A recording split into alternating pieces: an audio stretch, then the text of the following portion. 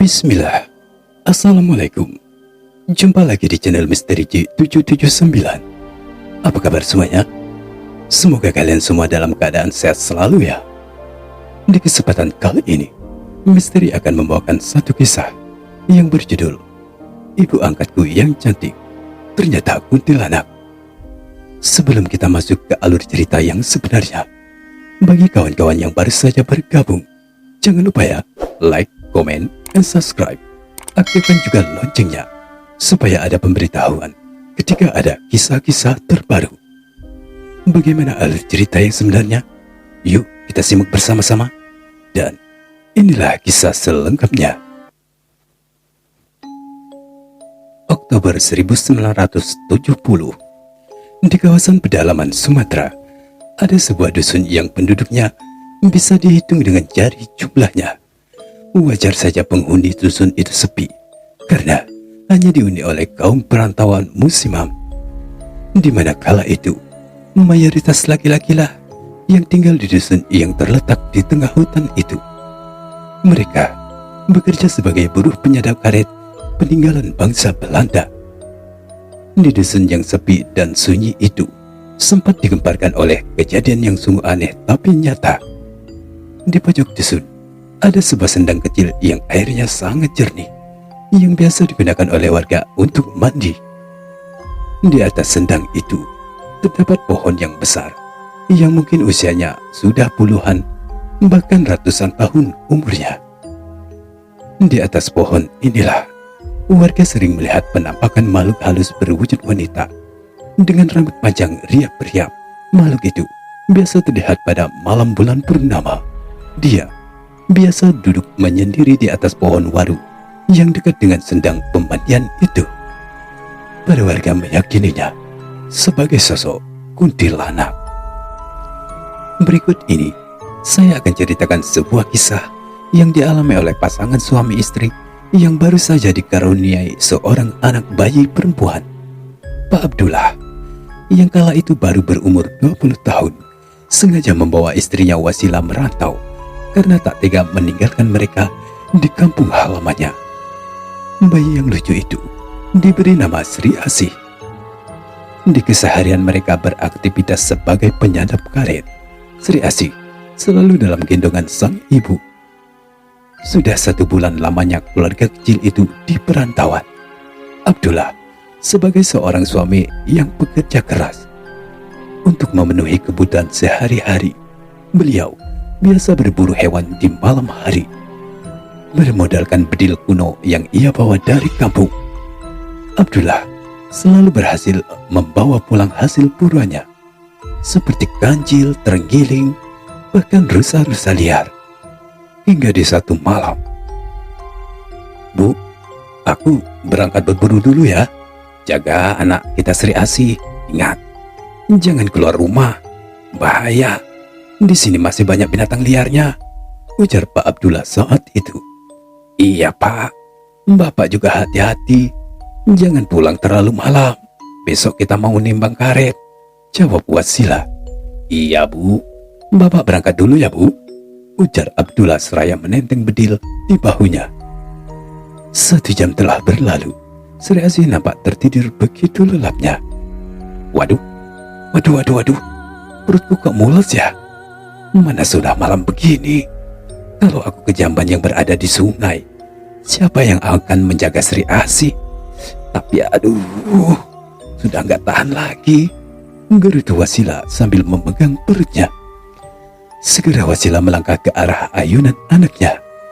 Ia tatap Sri Asih yang nampak tertidur begitu pulasnya.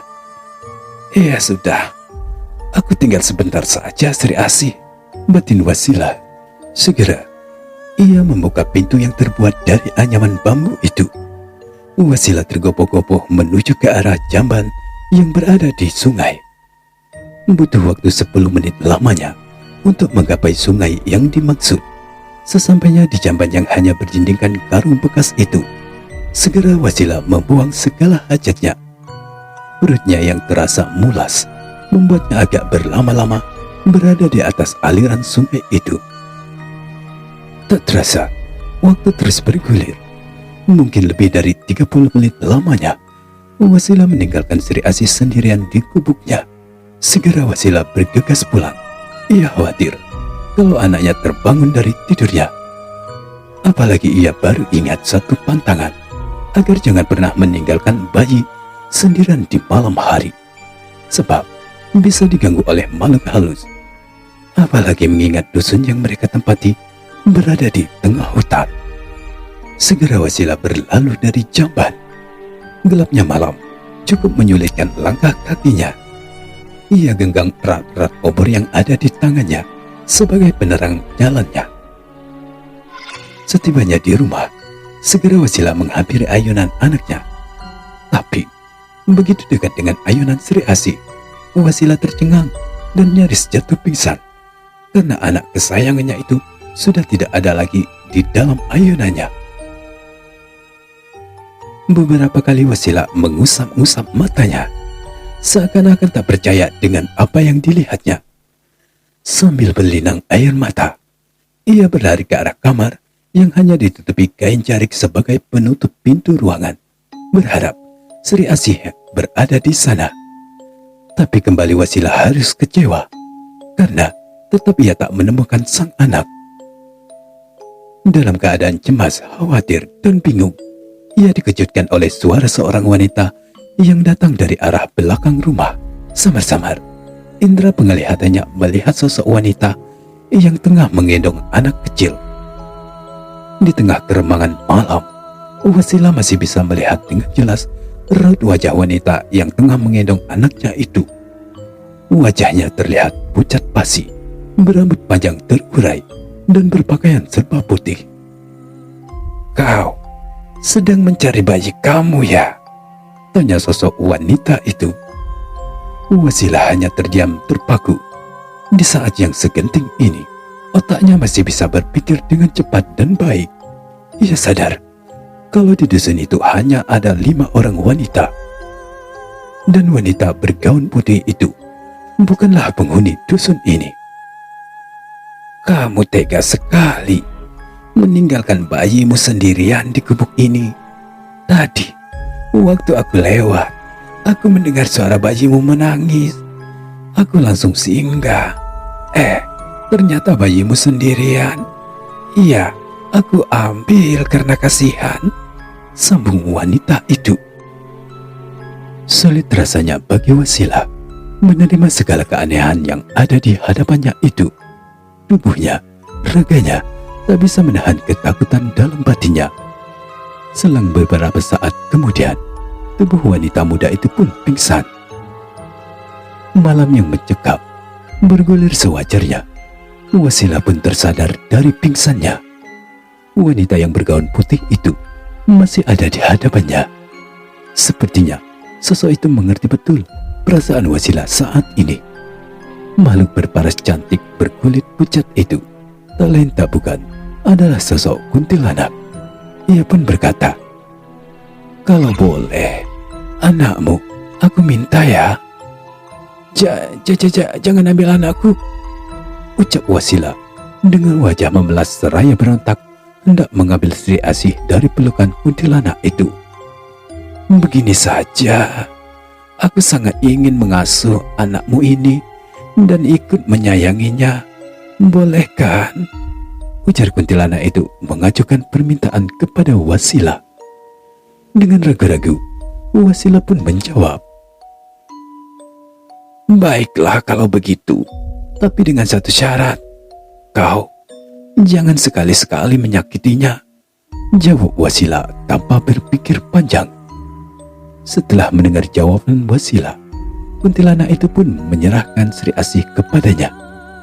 Setelah keduanya sama-sama sepakat, dia pun langsung pamit dan lenyap begitu saja dari pandangan Wasilah. Setelah makhluk itu pergi, Wasilah hanya terbengong-bengong, seolah-olah dunia baru terbangun dari alam mimpi. Ia hampir tak percaya dengan kejadian yang baru saja menimpa dirinya. Setelah kejadian itu, anehnya, Wasilah tak pernah membuka mulutnya kepada siapapun, termasuk kepada suaminya Abdullah. Seakan-akan ada satu kekuatan gaib yang sengaja menutup rapat mulutnya. Sang waktu terus bergulir dengan kodratnya. Kejadian demi kejadian yang ada hubungannya dengan Sri Asih, sesuai dengan perjanjian dengan sosok kuntilanak itu, sulit diterima dengan akal sehat. Tapi akhirnya sosok kuntilanak itu benar-benar menjadi ibu angkat bagi Sri Asih. Tiada siang tiada malam, Wasilah selalu didatangi oleh sosok kuntilanak itu. Dengan penuh kasih sayang layaknya seorang ibu, kuntilanak itu selalu menjaga dan mengasuh Sri Asih. Anehnya, Sri Asih merasa begitu nyaman dalam pelukan sosok gaib itu. Wasilah pun merasa sangat terbantu dalam mengurus anaknya. Sedikit banyaknya, bebannya pun menjadi ringan. Di suatu pagi, Wasilah sudah selesai beraktivitas di dapurnya. "Nyai, tolong asuh dan jaga anak kita ya. Aku akan ke kebun karet membantu suami saya," ujar Wasilah. "Iya, kamu tenang saja. Saya akan jaga Sri Asih dengan baik. Kamu gak usah khawatir," jawab sosok kuntilanak itu dengan nada suara yang sedikit datar. Tanpa ragu-ragu, Wasilah meninggalkan anaknya yang masih bayi itu dijaga oleh kuntilanak itu. Setibanya di kebun karet, "Loh Bu, kok si bayi nggak diajak ke sini?" tanya Pak Abdullah. "Sri Asih, Ibu titipkan ke Ibu Sumi, Pak." "Apa tidak merepotkan Ibu Sumi, Bu? Kan beliau juga harus menjaga anaknya." "Enggak lah Pak, malah anaknya senang punya teman bermain," jawab Wasilah. Hal itu terus menjadi jawaban Wasilah. Entah mengapa, Pak Abdullah percaya begitu saja. Waktu terus berjalan. Hari berganti minggu, minggu berganti bulan. Wasilah sudah tidak merasa heran atau takut ketika Sri Asih tertawa-tawa sendirian di dalam ayunannya. Wasilah tahu betul bahwa bayinya tengah diasuh oleh sosok kuntilanak. Walaupun di siang hari, kuntilanak itu selalu menampakkan dirinya. Setiap tiba di rumah, sosok gaib itu selalu menggendong Sri Asih dengan senyuman yang mengembang.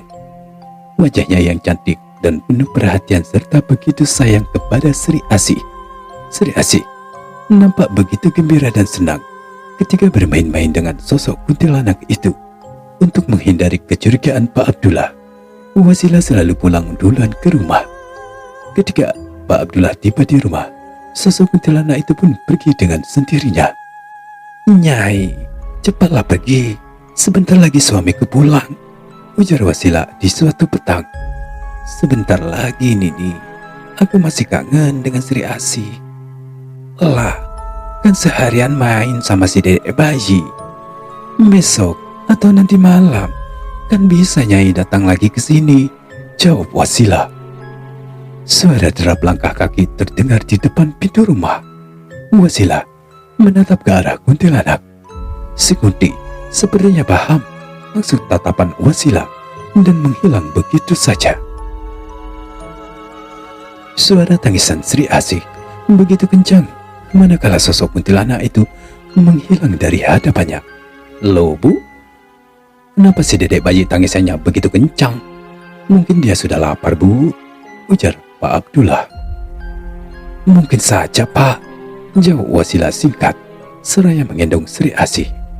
Wasilah segera membuka sebagian bajunya, bermaksud ingin memberikan ASI kepada sang buah hati. Setelah sekian menit berlalu dan dirasa bayi sudah kenyang, kembali Sri Asih menangis-nangis seraya beronta-ronta. Matanya yang indah dan bening mendelik-delik ke sana kemari, seakan-akan sedang mencari sosok sang ibu angkat. Malam pun tiba. Seperti biasa, Abdullah akan keluar rumah menuju ke arah hutan rimba untuk berburu dan memasang jerat atau perangkap hewan. Dan seperti biasa juga, begitu Pak Abdullah sudah meninggalkan rumah, dalam hitungan menit, sosok kuntilanak itu akan menemui Wasilah dan bayinya. Terkadang Wasilah merasa heran dengan sikap kuntilanak itu yang mempunyai sifat penuh kasih sayang kepada anaknya. Sri Asih yang rewel akan begitu tenang ketika berada dalam pelukannya. Waktu terus berlalu.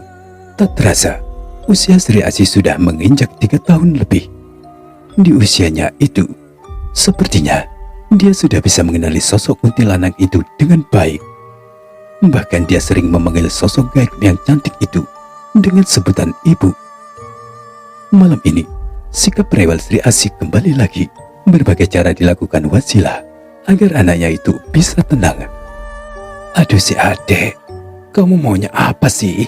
Mau makan? Apa mau main masak-masakan sama ibu? Ujar Wasilah. Dedek mau main sama ibu cantik. Mau diajak jalan-jalan sama dia. Ujar Sri Asih merengek. Ya udah, kita tunggu sebentar lagi. Mungkin ibu cantik masih dalam perjalanan. Ya sabar ya Nduk, ujar Wasilah merayu Sri Asih. Ya, wajar saja kalau Sri Asih begitu kangen dengan sosok ibu angkatnya itu.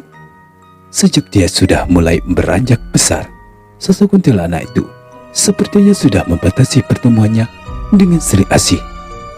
Hanya di hari Rabu dan di malam Jumat saja, kuntilanak itu akan menemui Sri Asih. Suara pintu diketuk-ketuk pelan oleh seseorang. Segera Wasilah menuju ke arah pintu depan. Nyai, maaf Nyai, aku ingin tanya sesuatu sebelum Nyai masuk ke dalam, ujar Wasilah. Mau tanya apa Nini? Tanya kuntilanak itu dengan wajah dingin. Nyai, kenapa sekarang Nyai hanya berkunjung di hari Rabu dan malam Jumat saja? Apa ada yang salah dari kami? Tanya Wasilah. Tidak ada yang salah Nini. Tapi seperti yang Nini ketahui, kalau kita ini beda alam. Walaupun aku selalu kangen dan rindu dengan Sri Asih, tapi aku tahan perasaan itu. Aku sadar kalau diriku tidak akan bisa selamanya berada dekat dengan Sri Asih. Aku tak ingin kalau Sri Asih terlalu sayang kepadaku. Karena suatu hari nanti aku akan pergi begitu dia sudah mengerti siapa diriku ini, jawab kuntilanak dengan raut wajah yang sendu. Iya Nyai, aku paham. Terima kasih selama ini sudah menjaga anak kita dengan baik. Ibu cantik, ayo masuk, ngapain di luar? Ujar Sri Asih secara tiba-tiba sudah berada di ambang pintu. Si kuntilanak tersenyum seraya menggendong Sri Asih. Seperti biasa, Sri Asih akan selalu bermanja-manja dalam pelukan sang ibu angkatnya. Wasilah hanya menatap dengan senyuman sedikit getir. Ia mulai merasa khawatir. Jika ibu angkatnya pergi untuk selama-lamanya, pasti Sri Asih akan sangat kehilangan sosok yang begitu mengasihinya. Ibu-ibu, ayo kita jalan-jalan keliling dusun sebelah. Kita ke kalangan desa, lihat orang-orang ramai-ramai, ujar Sri Asih. Iya, sabar ya sayang. Tapi minta izin dulu sama ibu, boleh nggak? Ujar sang kunti. Ibu, boleh ya bu, kami ke dusun sebelah, tengek Sri Asih. Iya, boleh. Tapi kamu jangan nakal ya. Nyai, tolong jaga Sri Asih ya. Dan ingat, pulangnya harus di bawah jam 12 malam.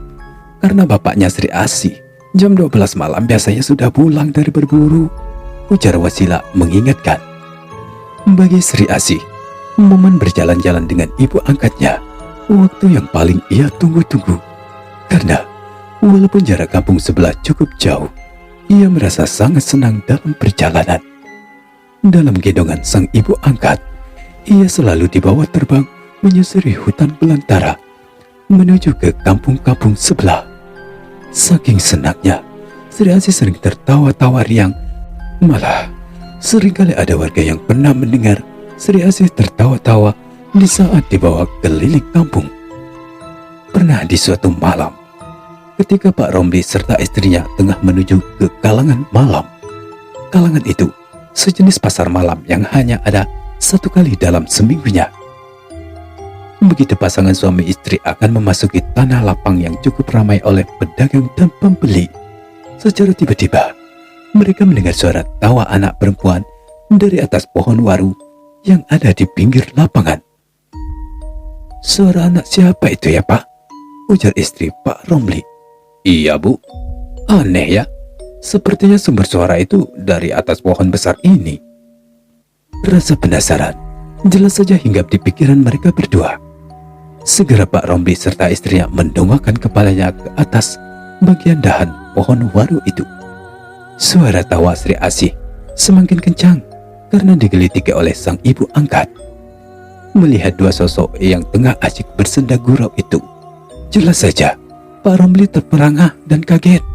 Sementara istrinya dengan tangan serta tubuh yang gemetaran segera menarik tubuh suaminya untuk segera berlalu. Tapi Pak Romli seolah-olah tak percaya dengan apa yang sedang ia lihat. Tubuhnya mematung terdiam, sementara istrinya berlari tunggang-langgang sambil berteriak, "Ya Allah, setan, demit!" Melihat istri Pak Romli yang berlari terbirit-birit, tawa Sri Asih pun semakin kencang. Baginya, hal itu sangatlah lucu. Bahkan sang kuntilanak pun ikut tertawa menyaksikan ulah mereka yang ketakutan. Waktu berjalan dengan sewajarnya. Di suatu hari, Wasilah mulai berani bertanya perihal siapa nama sang kuntilanak dan apa yang terjadi pada masa hidupnya dulu. "Maaf ya, Nyai, kalau aku lancang," ujar Wasilah yang khawatir kalau menyinggung perasaan sang kunti. "Enggak apa-apa, Nyai. Baiklah, aku akan ceritakan kisah hidupku," jawab sang kuntilanak. "Dulu, sebelum bangsa penjajah datang ke bumi pertiwi ini, kehidupanku sangat bahagia bersama kedua orang tuaku. Di umur 4 tahun, kedua orang tuaku tewas di tangan bangsa penjajah. Akhirnya, aku diasuh oleh bibiku. Tapi, aku tak pernah merasakan kasih sayang. Hari-hari yang kulalui hanyalah kehampaan. Bahkan setelah aku tewas di tangan penjajah, aku belum sempat mempunyai keturunan," jawab sang kunti. Wasilah hanya terdiam. Bibirnya mulai bergerak-gerak ingin bertanya siapa nama sang kunti. Tapi ia berpikir mungkin ini bukan saat yang tepat, mengingat di raut wajah sang kunti sudah terlihat jelas kesedihan yang mendalam. Sebenarnya sudah seringkali Wasilah bertanya perihal namanya, tapi sang kunti tak pernah menjawab. Terkadang ia pergi meninggalkan Wasilah kalau dipaksa menjawab pertanyaan ini. Bahkan setelah Sri Asih lepas dari asuhannya, namanya pun tak pernah ia sebutkan. Seolah-olah ia menyembunyikan sesuatu yang tak boleh seorang pun tahu tentang masa lalunya, hingga dia hidup di dua alam seperti sekarang ini. Hari demi hari telah terlewati. Tak terasa, usia Sri Asih sudah berumur 6 tahun. Malam ini mungkin malam terakhir bagi Sri Asih dan ibu angkatnya bersama-sama. Sebab esok harinya keluarga Wasilah akan pulang ke kampung halamannya dan tak akan pernah kembali ke dusun ini lagi. Sementara itu Wasilah terlihat begitu sibuk di dapur menyiapkan makan malam. Sementara Pak Abdullah sibuk mengemasi barang-barang yang akan mereka bawa sembari memperhatikan Sri Asih yang terlihat tengah bermain-main dengan seseorang. "Ibu, ayo kejar aku," ujar Sri Asih seraya berlarian ke sana kemari. Melihat tingkah anaknya, jelas saja Abdullah kebingungan. Apalagi Sri Asih berlarian pontang-panting ke sana kemari sambil tertawa cekikikan. "Apa-apaan kamu ini, Sri?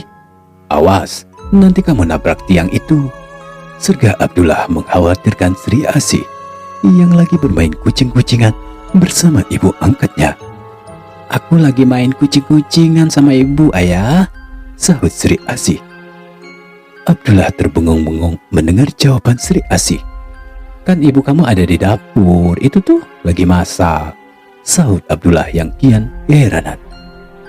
"Ah, Ayah, itu lihat ibu lagi mengejarku," ujar Sri Asih menunjuk ke arah belakangnya. Abdullah semakin kebingungan. matanya mengikuti arah telunjuk Sri Asih.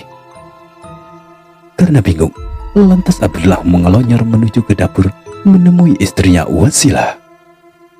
Entah apa yang mereka bicarakan di dapur. Yang jelas, mereka berdua cukup lama berbincang-bincang di sana. Jelang beberapa menit kemudian, masakan untuk makan malam pun sudah siap. Tapi, kelihatannya mereka biasa-biasa saja. Walaupun sosok Kunti itu ada di antara mereka, hanya Sri Asih dan Wasilah lah yang bisa melihat keberadaannya. Tentu saja, Wasilah merahasiakan apa yang sedang terjadi saat ini. Bahkan kami makan bersama-sama dengan Sang Kunti, yang tentu saja sang ibu angkat hanya menemani Sri Asih makan dan sesekali menyuapinya. Malam ini, terlihat kesedihan yang mendalam di raut wajah Sang Kunti. Sepertinya, dia sangat berat hati untuk berpisah dengan Sri Asih. Terlihat jelas kegalauan di jiwanya ketika ia memeluk erat Sri Asih. Seringkali Sri Asih mengatakan kalau dirinya ingin sekali ikut bersama ibu angkatnya ke tempatnya berada. Tapi Sang Kunti selalu mengatakan belum saatnya. Nanti, kalau sudah tiba saatnya, ibu pasti akan menjemputmu, ujar Sang Kunti ketika Sri Asih merengek mau ikut bersama dengan dirinya. Malam ini, malam Jumat Kliwon, malam yang tak akan terlupakan oleh Sri Asih dan Wasilah. Terlihat jelas kegelisahan yang ditunjukkan oleh ibu angkat Sri Asih, seolah-olah banyak hal yang ingin ia sampaikan. Tapi saat itu tak mungkin karena Abdullah berada di rumah. Tapi Tuhan sepertinya memberi jalan kepada Sang Kunti. Bu, Bapak keluar dulu ya. Saya mau berpamitan kepada para tetangga dan teman-teman Bapak, ujar Abdullah. Oh iya Pak, jawab Wasilah dengan raut wajah yang penuh arti. Setelah Anwar berlalu, segera ibu angkat Sri Asih itu menampakkan dirinya di hadapan Wasilah. Segera Sang Kunti merangkul dan memeluk Sri Asih, serta mengelus-ngelus rambutnya. Sang ibu angkat menangis seraya memberikan nasihat kepada Sri Asih. Nah, berbaktilah kepada orang tuamu ya sayang. Jangan nakal, turuti segala nasihatnya. Ibu sangat sayang kepadamu, ucap Sang Kunti tersedat-sedat seakan-akan memendam kepedihan yang mendalam. Saat itu, mereka berkumpul bertiga bersama Wasilah, bercakap-cakap penuh keseriusan. Wasilah, terima kasih kau telah memberikan kepercayaan mengasuh anakmu. Aku sangat mencintai. Namun, aku sadar kalau sudah saatnya aku harus pergi, ujar Sang Kunti berlinang air mata. Wasilah tak menjawab semua ucapan dari Sang Kunti. Ia sadar 1000 ucapan terima kasih takkan cukup untuk membalas segala jasa-jasanya. Malam ini, malam terakhir aku mengasuh anakmu, anakku juga. Aku titipkan dia, aku kembalikan Sri Asih sepenuhnya kepadamu. Bimbing dan didiklah ia dengan baik. Berikanlah kasih sayang sepenuhnya kepada dia. Dan bila saatnya nanti tiba, aku akan datang untuk menjemput dia, untuk ikut bersamaku, ujar Sang Kunti. Wasilah tak mampu membendung air matanya yang tertumpah saat ini. Apalagi setelah Sang Kunti pergi meninggalkan mereka berdua. Padahal Wasilah belum sempat mengucapkan terima kasih. Sri Asih menangis begitu keras ketika melihat ibu angkatnya terbang meninggalkan dirinya. Wasilah memeluk tubuh mungil Sri Asih dengan erat. Ia paham betul apa yang dirasakan oleh Sri Asih saat ini. Tak terasa, waktu terus berjalan. Keluarga Wasilah kini sudah menetap di kampung halamannya dan tak pernah kembali lagi ke dusun perantauan itu lagi. Kini Sri Asih sudah tumbuh menjadi gadis yang sangat cantik dan disukai banyak laki-laki sebayanya. Masih terngiang-ngiang di ingatan Wasilah satu ucapan ibu angkatnya Sri Asih, yakni, "Dan bila saatnya tiba, dia akan aku jemput untuk ikut bersamaku." Tak mau menjadi beban pikirannya, akhirnya Wasilah menceritakan segala kenangan gaib yang terjadi antara Sri Asih dan sosok ibu angkatnya itu. Samar-samar, Sri Asih masih mengingat potongan-potongan kisah itu, walaupun tak utuh di dalam ingatannya. "Iya, Ibu. Walaupun samar-samar, aku masih ingat dengan wajah beliau. Karena sebenarnya sudah beberapa kali dia datang dalam mimpiku. Beliau selalu tersenyum manis seperti dulu," ujar Sri Asih setelah mendengar penuturan dari sang ibu. Roda kehidupan terus berputar, sementara sang waktu terus berpacu tanpa bisa ditahan. Kini, Sri Asih sudah memiliki 4 orang anak, 3 laki-laki dan 1 perempuan yang paling tua yang diberi nama Maya. Dari Mbak Maya inilah kisah ini bisa sampai ke teman-teman semuanya. Menurut Mbak Maya, ibunya Sri Asih meninggal di usia 50 tahun. Sebelum beliau wafat, ia sempat berucap dan menatap ke satu sosok. "Kenapa ibu baru datang sekarang?" Bibir Sri Asih tersenyum. Wajahnya berseri-seri, seolah-olah dirinya begitu bahagia di akhir hayatnya.